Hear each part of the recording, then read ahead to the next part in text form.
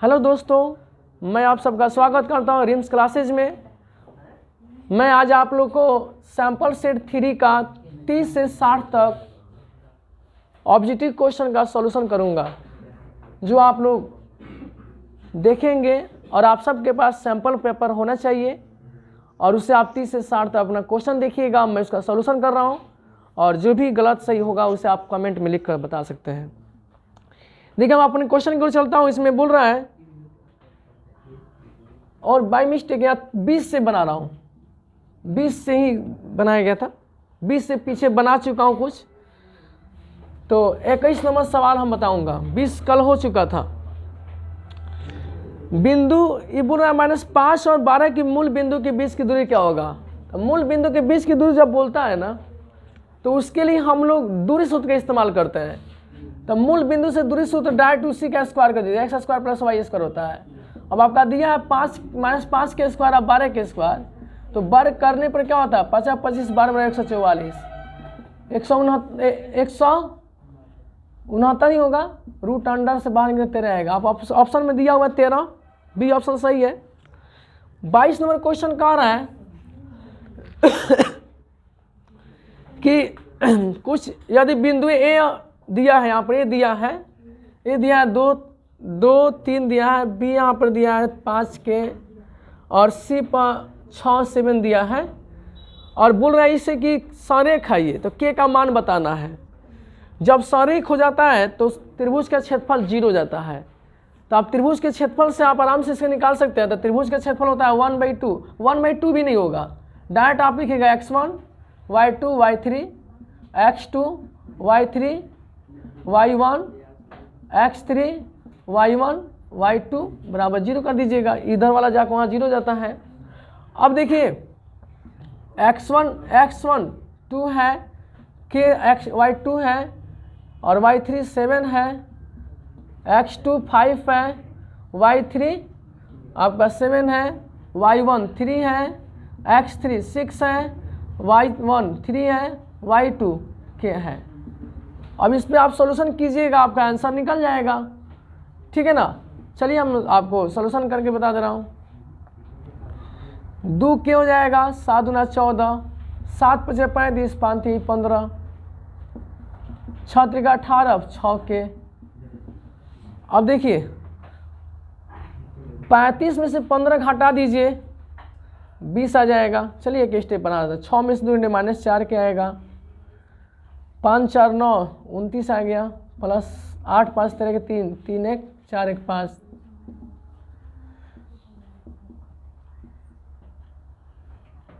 अब प्लस ज़्यादा है, 13 से 9 घटेगा, 4 आएगा, 2 आएगा। अब इससे निरपेक्ष मान है, ये उधर जाएगा तो 24 हो जाएगा, ये 0 दिखा, 4 6 24, यानी के का मान आपका 6 आएगा। यही कंप्लीट हो रहा है, डी ऑप्शन सही है। तो थोड़ा कुछ ऐसा मैथ ऑब्जेक्टिव का होता है जिसके रफ के बिना संभव नहीं है, इसीलिए कुछ रफ करना पड़ता है। तो मैं आशा करता हूँ आपको ये समझ में आया होगा। तो ये आप लोग स्क्रीनशॉट ले लीजिएगा, मैं मिटा रहा हूँ इसको।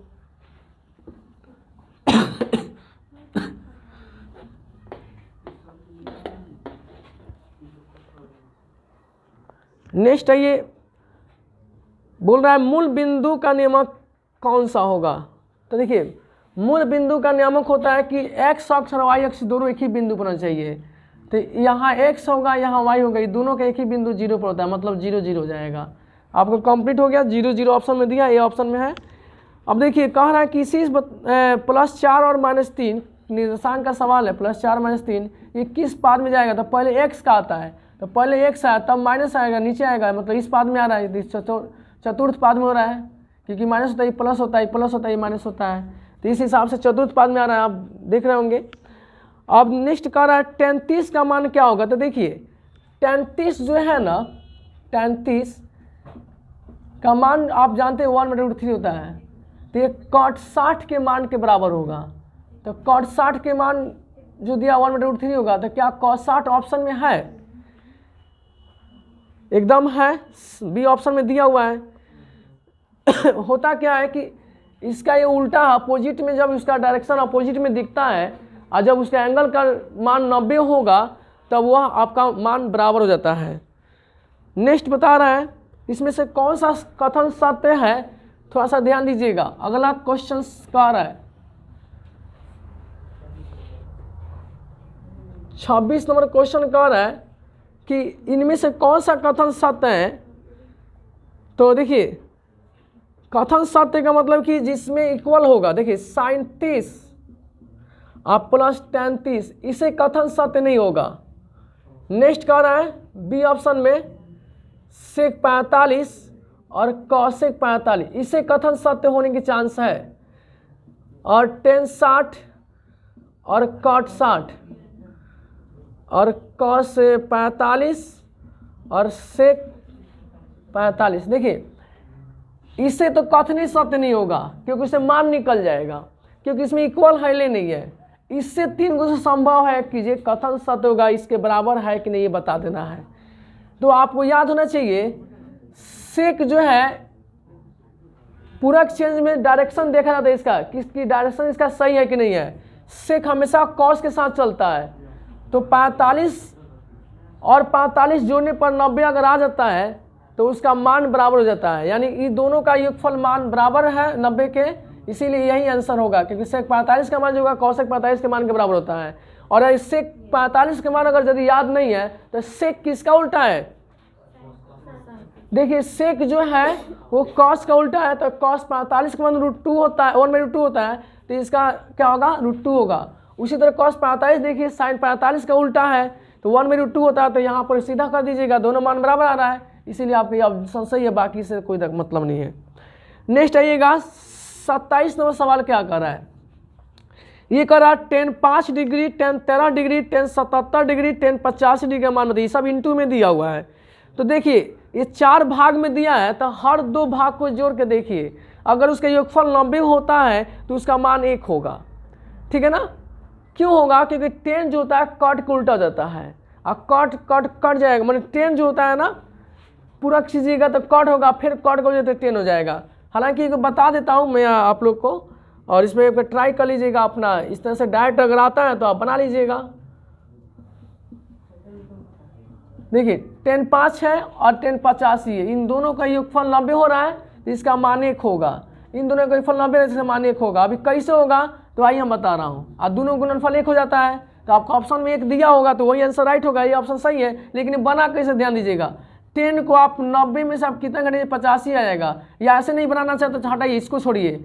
10 आप 90 में 5 में कितना जो 90 आएगा 85, इसलिए कॉट 85 हो जाएगा, और इंटू 10 85 हो जाएगा। उसी तरह इसका किए हैं तो 1 आ जाएगा। तो आपको डायरेक्ट बनाने का तरीका भी सिखाया हुआ है, ऐसे ही बना सकते हैं तो भी बन जाएगा, या इससे और हार्ड मतलब बच्चे की तरह सीखना होगा तो आप क्या कीजिएगा, 10 90 में से आप 5 घटाइएगा और इंटू रहेगा 10 90 में से आप 77 घटाएंगे, और ये 10 77 और 10 85 उतार दीजिएगा, तो इसका होगा कॉट 5 और इसका होगा कॉट 77, और इसका चेंज कर दीजिएगा 1 बटा कट हो जाएगा 77 और ये 1 बटा कट हो जाएगा 85। आराम से फटाफट कटा दीजिए और पैर निकल जाएगा। इस थोड़ा मिस्टेक हो गया, 85 होना चाहिए, ठीक है, घटाने 5 आएगा तो 85 होगा, आराम से कट गया। और ये 1 का गुणनफल 1 का गुणनफल 1 होता है, तो आपका ये इसमें टाइम खींचेगा, तो इसलिए ट्रिक बता रहा हूँ कि 5 और 85 90, तो आंसर 1 होगा, 17 77 90। कैसे होगा तो देखिए हमेशा कॉस हमेशा पूरक में हमेशा साइन के साथ आता है, ठीक है ना। पूरक पर बता रहा हूँ, पूरक पर जब 2 कोणों का एक 90 होता है, यानी x + y अगर ले लेता है इसका 90 योगफल आएगा तब, मानी यहाँ x होगा यहाँ पर y होगा, तब की बात बता रहा हूँ। इन दोनों का योग 90 होगा तब पूरक कोण इसको बोलते हैं। और इसके साथ सेक x लेकर आएगा और कॉसेक लेकर आएगा, तब होगा tan हमेशा जन्म जन्मांतर तक रहता है, ठीक है ना। और कॉट इससे मिलता है तभी लागू होता है, तो उसी पर ही लागू किया है। और संयोग से एक और इसमें होता क्या है कि उल्टा करने पर फिर वही चीज आ जाता है, इसीलिए इसका 1 होता है, ठीक है ना। चलिए आशा करता हूँ कि आप लोग को ये समझ में आ रहा होगा, ठीक है। नेक्स्ट आइए, अब हम चलेंगे 28 नंबर सवाल पर। 28 नंबर सवाल कर रहा है साइन थीटा बराबर सॉरी साइन थीटा बटा 1 प्लस कॉस थीटा। देखिए साइन थीटा बटा 1 प्लस कॉस थीटा, ये बोल रहा है ये में किसके मान के बराबर होता है। तब ऐसे सवाल के डायरेक्ट ऑप्शन कैसे मारिएगा, तो देखिए ये जो प्लस में चीज़ दिया होगा ऊपर जाकर माइनस में जाता है, तो ऊपर देखिए माइनस किधर है, इस ऑप्शन में देखिए माइनस किधर, तो सी ऑप्शन में भी है और बी ऑप्शन में भी है। तो या तो सी होगा ना तो बी होगा। सी में क्या होता है 1 माइनस कॉस थीटा और बटा साइन थीटा, और बी में कह रहा है 1 बटा कॉस थीटा और बटा कॉस थीटा। इसी दोनों में से कोई होगा। तो देखिए अब इसमें राइट कौन होगा, फॉल्स कौन होगा। जब ये ऊपर जाएगा तो ये हो जाएगा माइनस, और ये ए प्लस बी है तो माइनस होता है, नीचे वो माइनस होगा, तो इसलिए ए माइनस बी ए प्लस बी का लगता है, यानी ये आएगा आपका साइन स्क्वायर। साइन से साइन करें तो साइन आएगा, यानी ये ऑप्शन हो रहा है। मतलब ये डायरेक्ट सोचे हैं इस तरह से, लेकिन अब बनाना होगा तब कैसे बनाएंगे। तो देखिए आपको रफ करने का टाइम मिलता है तो आप ऐसे रफ करेंगे, अंश और हर दोनों में माइनस से गुना कर देंगे। अब ये बचेगा ऐसा sine theta 1 minus cos theta और बटा 1 माइनस, अब देखिए ए प्लस बी होगा, एम एस बी होगा तो 1 के स्क्वायर 1 होता है, कॉस स्क्वायर थीटा हो जाएगा बराबर साइन थीटा रहेगा, और कोष्ठ में 1 माइनस कॉस थीटा और बाटा ये कॉस जो है आपका साइन स्क्वायर थीटा आएगा। ये एक बार काट रहा है तो साइन थीटा मिल रहा है, यानी ये आपका राइट होगा। ठीक है दोस्तों, मैं उम्मीद करता हूँ कि आप लोग समझ में आ रहा होगा। चलिए नेक्स्ट क्वेश्चन देखना, 29 नंबर आई क्वेश्चन कर 5 कॉस स्क्वायर थीटा।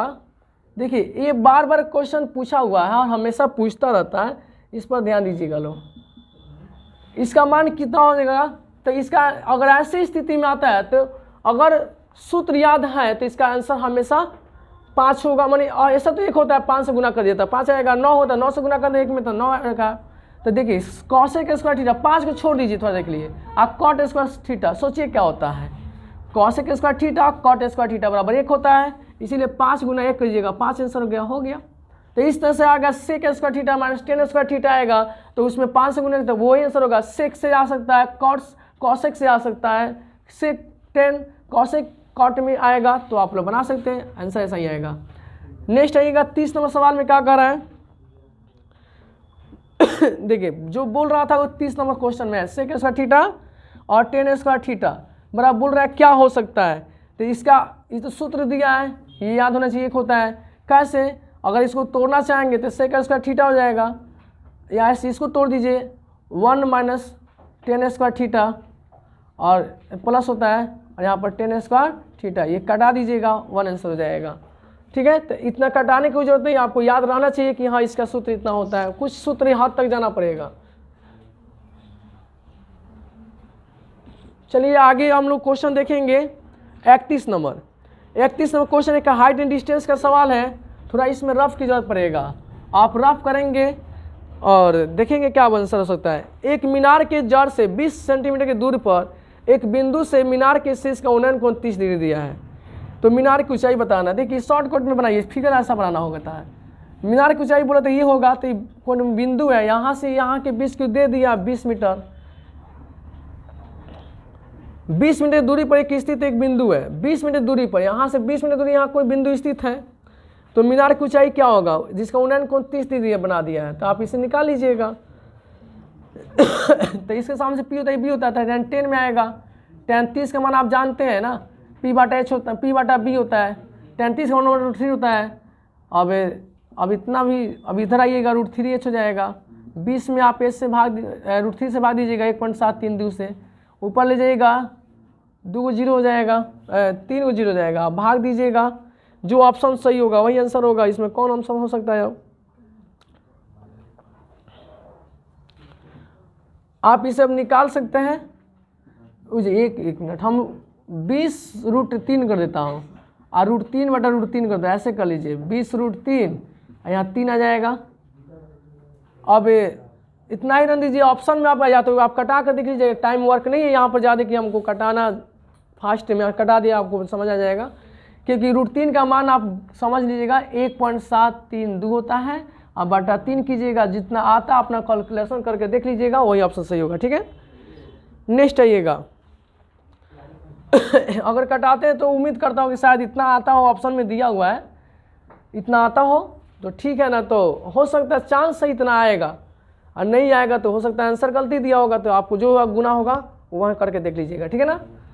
चलिए, तरीका आपको पता होना चाहिए कि आंसर क्या आएगा, गुना के ऊपर डिपेंड करेगा। एक टेलीविजन के एक खंबे की ऊंचाई दिया है, उसकी छाया की लंबाई दिया है, √3:1 दिया है। देखिए इसका उन्नयन को बनाना है, देखिए √3:1 यदि ऐसे कर लेते हैं तो ये 1060 में आ जाएगा। तो ये इतना जल्दी ट्रिक कैसे पता चलेगा, यानी 60C दिया है, ऑप्शन सही होगा, ठीक है ना। अब हो सकता है कि आप कहेंगे कि सर कहीं 30 भी हो सकता है, तो देख लेता हूँ बनाकर कहाँ जा रहा है, लेकिन ऐसे में 60 आना चाहिए। देखिए टेलीविज़न के एक खंबे की ऊंचाई, तो ऊंचाई ये होगा इसके हिसाब से, तो ऊंचाई दिया है यहाँ पे, पहले ऊंचाई का मान दिया है, ऊंचाई और छाया का अनुपात, √3 होगा, ये 1 होगा। अब इसके हिसाब से बोल रहा है ये उन्नयन कोण कितना होगा, तो ये एकदम राइट है, P/B। अब इसके हिसाब से P/B होता है, P/B कौन सी में होता है, 10 में होता है, तो 10 थीटा होगा। अब √3/1 बोला है, तो देखिए वही तो आ रहा है, 1060 का ही मान होता है, 1060 का √3 होता है।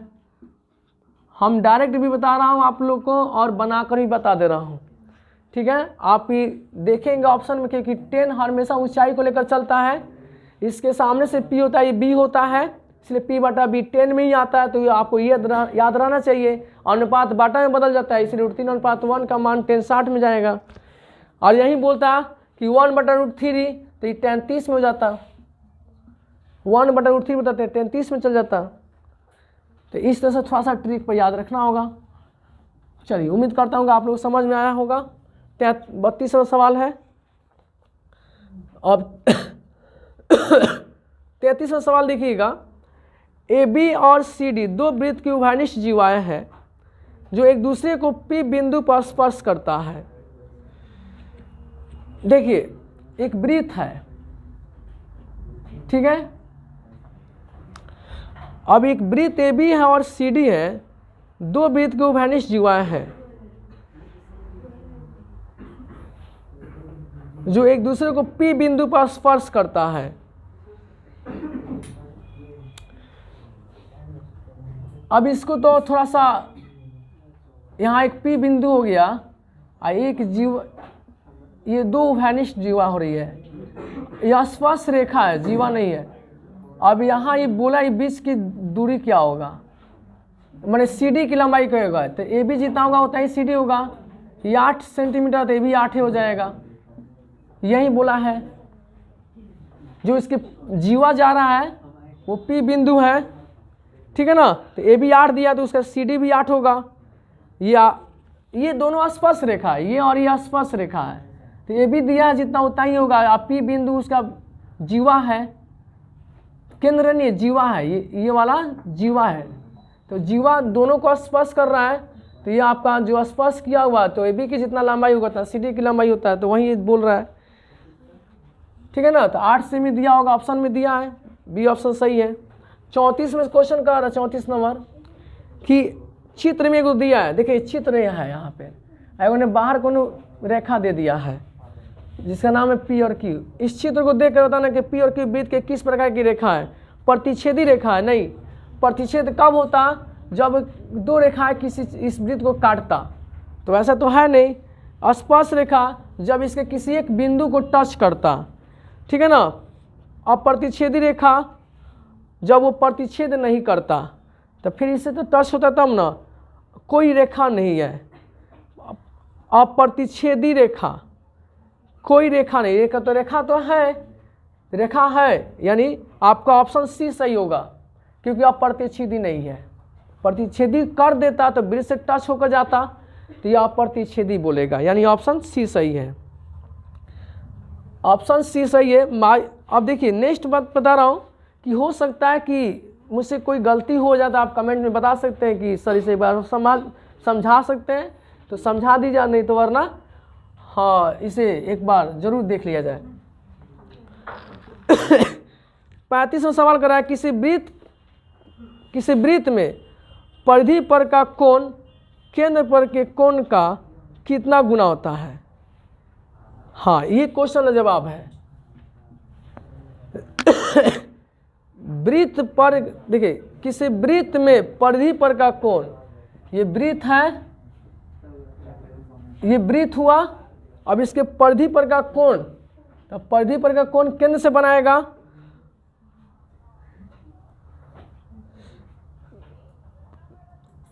अब वृत्त पर के परिधि है,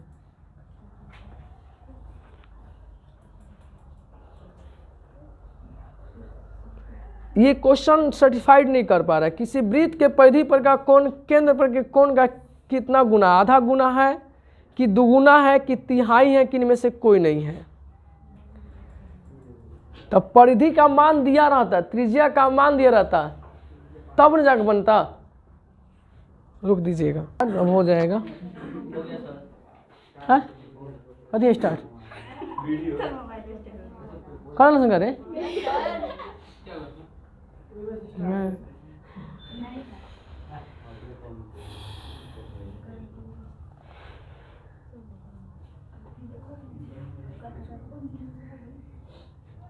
चलिए स्टार्ट कीजिए।